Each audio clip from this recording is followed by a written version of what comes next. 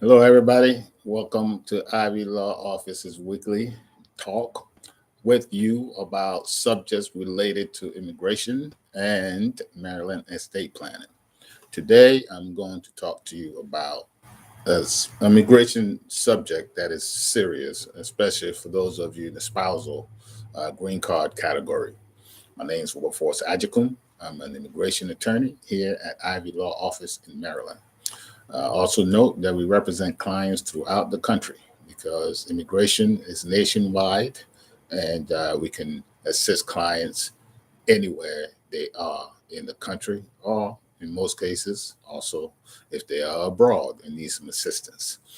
We also practice counselor level needs for clients who are trying to come to the U.S. or who have been approved but need assistance with the processing at the NVC level. But I wanted to briefly touch on the spousal green card aspect of this immigration law and the benefits that goes on for beneficiaries if all goes well.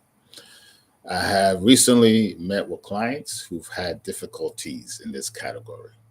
In fact, I had a consultation with a client yesterday, and the client is okay. Let me just tell you this. Generally, the spousal green card is for an American citizen or permanent resident, legal permanent resident who marries an immigrant and is seeking to apply for a green card for that new spouse.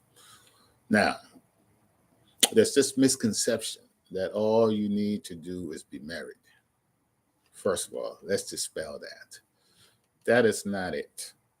Anyone, any two people in this country, in most states, can get married. Yeah, it's a right, it's a fundamental right to be married. Now, there's a vast difference from being able to marry who you love and want to be with to acquiring a United States permanent residency based on that marriage. That's where we are. That's the part that concerns a marriage that is based with one American or permanent resident and a foreign national. Okay, so the whole process is geared towards the officer and the USC coming to terms and analyzing and assessing that the marriage that you are involved with, for which you, the American citizen or permanent resident, is attempting to secure a permanent green card for a foreign national, is basically a process of assessing whether or not the marriage is bona fide or it's a sham.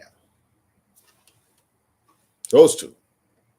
And so, now let me give you a quick example of what might be problematic. And it's not always the case, but yesterday when I met with a client, they have gotten married recently, and the gentleman is from Africa, and the lady is an American.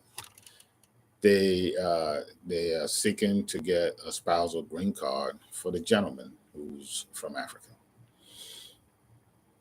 My first question was, where do you reside? Where do you reside? Where do you live?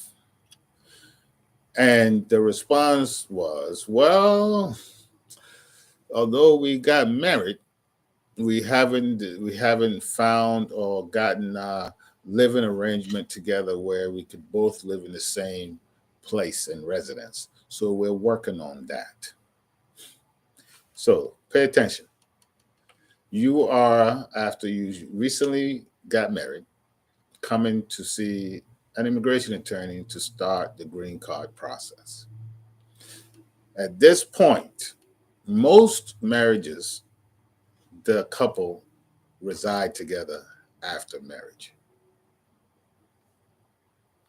The first sign, generally, that there might be an issue is your residential arrangement, your financial arrangement, and then finally your ability to explain or to convince the officer that you really know each other as a couple. What does that look like? The marriage certificate is the easiest thing to get. The hard part in attempting to secure an immigration benefit for your new spouse is convincing a USCIS officer that indeed the marriage is bona fide. You have to be two people who know each other, two people who have placed their lives together. Now, your spouse may not be able to open accounts or sign leases, what have you, until they receive their green card. However, nothing stops a newly married husband and wife from doing whatever they can to be together if possible. If it's not possible to live together at the time of marriage, you must be able to explain why that is and what happened and why you were not able to be living together after marriage. And if you're still not living together, you must be able to explain that, because that would be a major aspect of the officer's assessment. Okay? If people don't like each other, but they are engaged in a sham arrangement for a green card benefit, well, they may not want to live together. They might not like each other. They might not be involved in a bona fide marriage.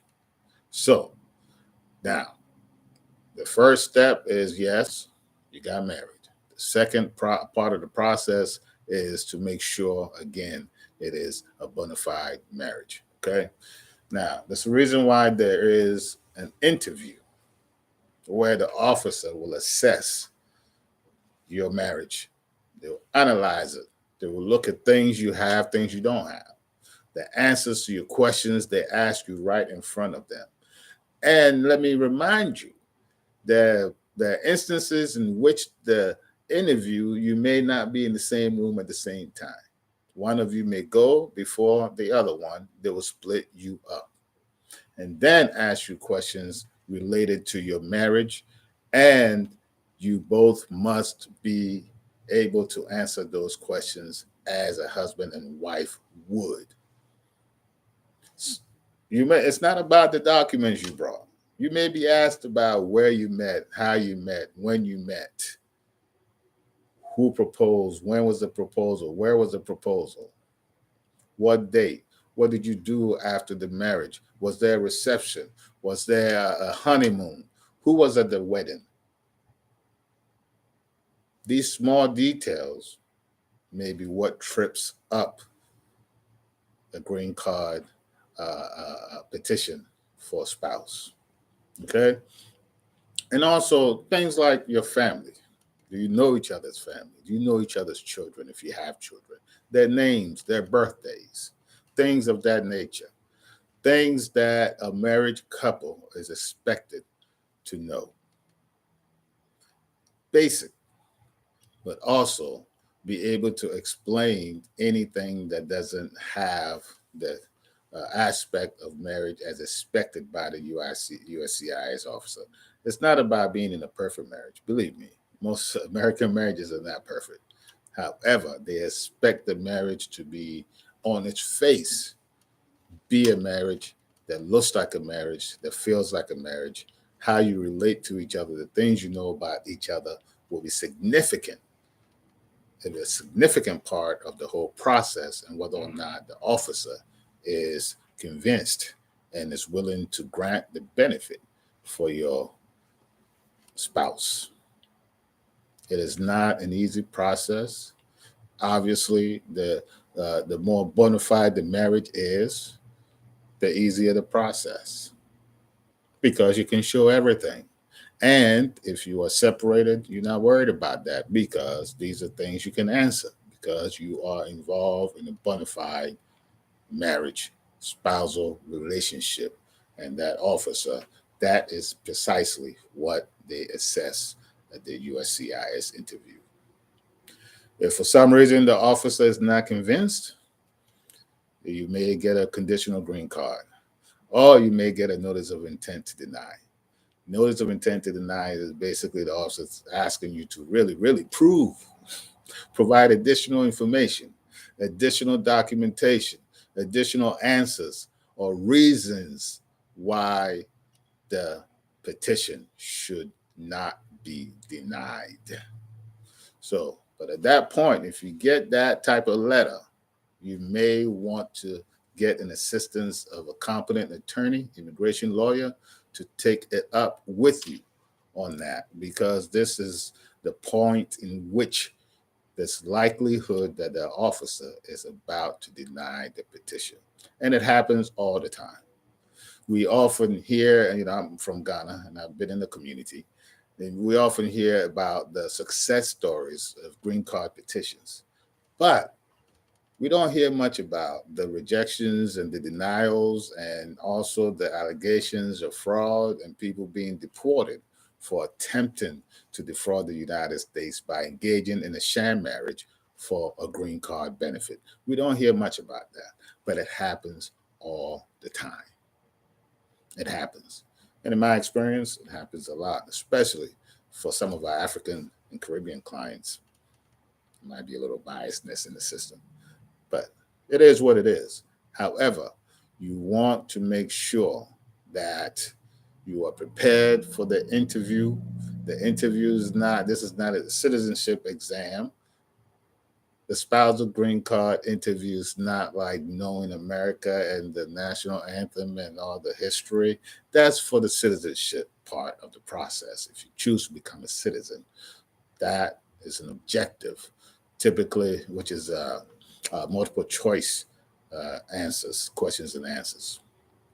But the spousal green card petition is about assessing whether or not the marriage in which you have entered, which you are attempting to gain an immigration benefit for your immigrant spouse for, is real and it is not fraudulent and an attempt to gain an immigration benefit from the United States fraudulently. And that's what I want to emphasize. Getting married is not the end of the game. Being able to convince the officer about the bona fides of the marriage is the whole ballgame. So at that point, it's not much somebody can show you how to prove that your marriage is bona fide. It's based on the totality of the circumstances. Okay? So if you're not sure, you want to talk to a lawyer, you may contact me. If you want a consultation with myself at our office or virtually, all you have to do is call. You can call to book an appointment at 301 276 0887. 301 276 0887. Or you can visit our website at ivylawoffice.com. And I'll be happy to assist you. But again, to summarize, make sure it's real, or don't try it, because the consequences are dire. Okay? All right. Thanks for joining me. And I look forward to hearing from you if you have questions and you need some answers. Again, 301 276 0887. Call and ask to book a consultation with myself, attorney Wilberforce Agyekum. Have a good day. Bye-bye.